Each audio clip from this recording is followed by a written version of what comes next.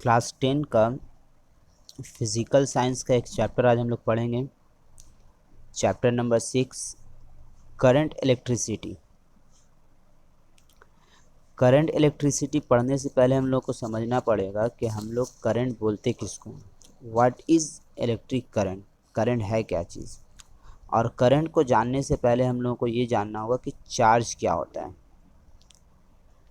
देखो, कोई भी चार्ज्ड पार्टिकल जो होता है, जो किसी कंडक्टर में फ्लो करता है, उस चार्ज्ड पार्टिकल को हम लोग क्या बोलते हैं, इलेक्ट्रिक चार्ज बोलते हैं हम लोग।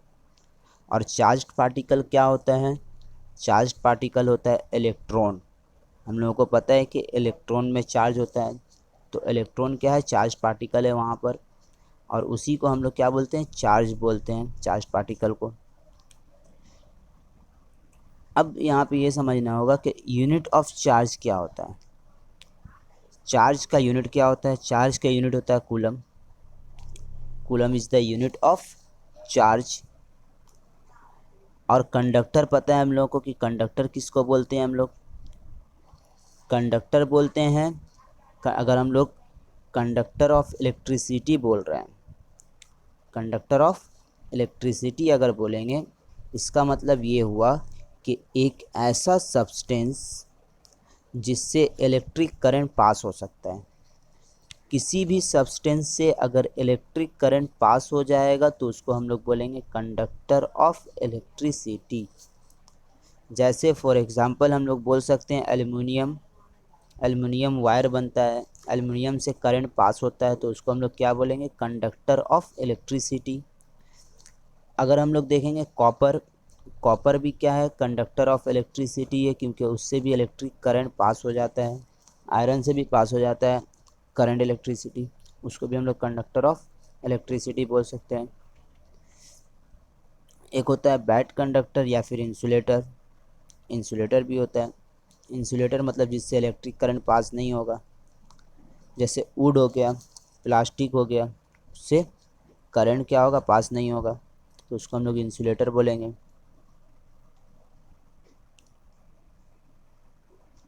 अब आते हैं इलेक्ट्रिक करंट में। इलेक्ट्रिक करंट किसको बोलते हैं, what is electric current. Electric current का दो तरीके से हम लोग डेफिनेशन बोल सकते हैं। सबसे पहले ये जान लेना होगा कि इलेक्ट्रिक करंट का मतलब होता है charge by time. Electric current का मतलब होता है चार्ज बाय टाइम। और एक चीज़ याद रखना, किसी भी चीज़ को अगर हम लोग टाइम से डिवाइड करते हैं तो उसको हम लोग रेट पढ़ते हैं। जैसे फॉर एग्ज़ाम्पल हम लोग यहाँ पर चार्ज बाय टाइम लिए हैं, तो टाइम से डिवाइड कर रहे हैं इसको, तो इसको हम लोग रेट ऑफ चार्ज भी बोल सकते हैं। किसी भी चीज़ को टाइम से डिवाइड करेंगे उसको हम लोग रेट बोल सकते हैं हम लोग। तो यहाँ पे रेट ऑफ चार्ज हो गया। तो इलेक्ट्रिक करंट का मतलब होगा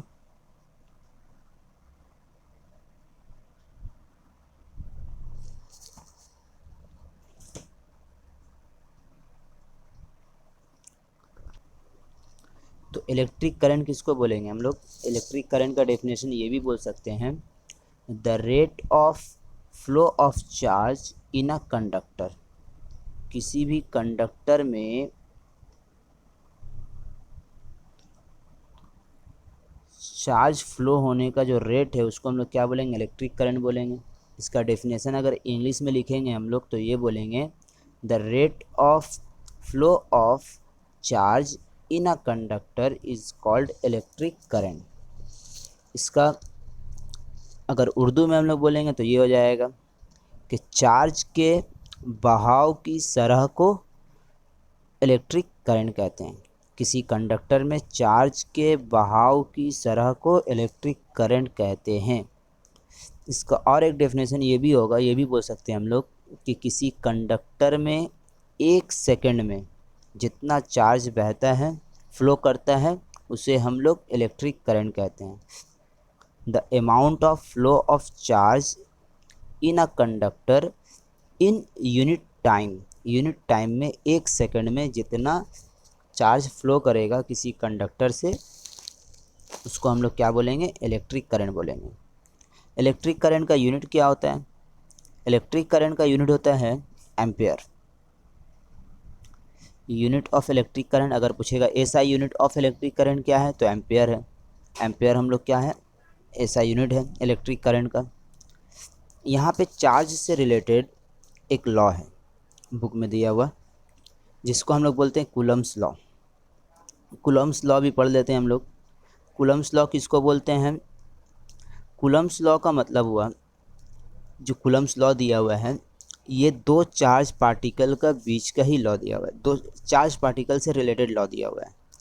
जब भी दो चार्ज पार्टिकल रहता है, चाहे वो चार्ज दो तरह का होता है, एक होता है पॉजिटिव और एक होता है नेगेटिव।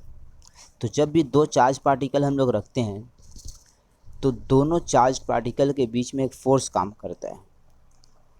जैसे फॉर एग्ज़ाम्पल अगर हम लोग दो चार्ज लिए, एक पॉजिटिव और एक नेगेटिव, तो दोनों का बीच में एक फ़ोर्स काम करेगा, जिसको हम लोग फोर्स ऑफ अट्रैक्शन बोलेंगे।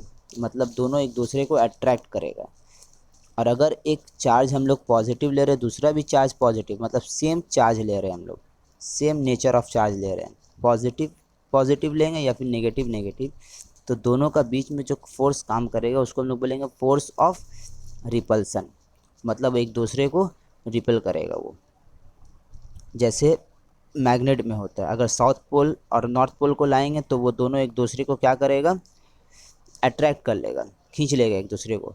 और अगर दोनों सेम पोल लाएंगे, मतलब एक साउथ और एक नॉर्थ, एक साउथ और एक साउथ, दोनों साउथ लेंगे तो वो दोनों क्या करेगा, एक दूसरे को रिपेल करेगा। या नॉर्थ और नॉर्थ लेंगे तो भी रिपेल करेगा। तो कूलम्स लॉ क्या बोलता है? कूलम्स लॉ बोलता है कि अगर दो चार्ज पार्टिकल ले रहे हैं हम लोग, तो दोनों चार्ज पार्टिकल का बीच में जो फोर्स काम करेगा, वो फोर्स डायरेक्टली प्रोपोर्शनल होगा। किसका डायरेक्टली प्रोपोर्शनल होगा? दोनों चार्ज का प्रोडक्ट का, Q1 और Q2 का प्रोडक्ट करेंगे, तो दोनों चार्ज का प्रोडक्ट का वो क्या होगा, डायरेक्टली प्रोपोर्शनल होगा। जो यहाँ पे दिया हुआ है, F प्रोपोर्शनल होगा Q1 इंटू Q2। मतलब दो चार्ज पार्टिकल का बीच में जो फोर्स काम कर रहा है, अगर वो F है, तो दोनों चार्ज का प्रोडक्ट का डायरेक्टली प्रोपोर्शनल होगा F। और जो फोर्स होगा वो इन्वर्सली प्रोपोर्शनल होगा। किसका इन्वर्सली प्रोपोर्शनल होगा? Square of the distance between them. अगर दोनों का बीच में डिस्टेंस r है, तो F इन्वर्सली प्रोपोर्शनल होगा r स्क्वायर का। और इन्वर्सली प्रोपोर्शनल को हमेशा हम लोग 1 बाई समथिंग करके दिखाते हैं, तो यहाँ पे 1 बाई r स्क्वायर करके दिखा रहे हैं। तो पहला तो F प्रोपोर्शनल होगा Q1 इंटू Q2 का, मतलब डायरेक्टली प्रोपोर्शनल होगा, इसीलिए ऊपर लिखें। और इन्वर्सली प्रोपोर्शनल होगा तो आर स्क्वायर को नीचे लिखेंगे। किसके साथ इन्वर्सली प्रोपोर्शनल होगा? Square of the distance between them. अब इसका स्टेटमेंट क्या होगा? कूलम्स लॉ क्या बोल रहा है? The force between two charge particle, दो चार्ज पार्टिकल के बीच में जो फोर्स होगा, इज डायरेक्टली प्रोपोर्शनल। वो डायरेक्टली प्रोपोर्शनल होगा। किसका डायरेक्टली प्रोपोर्शनल होगा? To the product of charges, दोनों चार्ज का प्रोडक्ट का डायरेक्टली प्रोपोर्शनल होगा। एंड इन्वर्सली प्रोपोर्शनल होगा। किसका इन्वर्सली प्रोपोर्शनल होगा? Square of the distance between them, दोनों का बीच में जो डिस्टेंस है उसका स्क्वायर के साथ इन्वर्सली प्रोपोर्शनल होगा। तो यहाँ पे F प्रोपोर्शनल होगा Q1 Q2। यहाँ पे दो चार्ज लिए, एक है Q1 और एक है Q2, दोनों का बीच में डिस्टेंस कितना है? R है। तो इन दोनों का बीच में अगर F काम कर रहा है तो F प्रोपोर्शनल होगा Q1 इंटू Q2, और F प्रोपोर्शनल होगा 1 बाई आर स्क्वायर। मतलब ये इन्वर्सली प्रोपोर्शनल हो गया, ये डायरेक्टली प्रोपोर्शनल हो गया। अब अगर दोनों को मिला देंगे तो F प्रोपोर्शनल Q1 Q2 ऊपर था तो ऊपर लिख दिए, और आर स्क्वायर नीचे तो नीचे लिखें। तो F proportional to Q1 Q2 divide by R square. और प्रोपोर्शनल का साइन जब भी हटाते तो एक कांस्टेंट आता है, यहाँ पे K कांस्टेंट है, प्रोपोर्शनल कांस्टेंट। तो F इज इक्वल टू हो जाएगा K into Q1 Q2 divided by R square. आज हम लोग सिर्फ कूलम्स लॉ तक पढ़े हैं।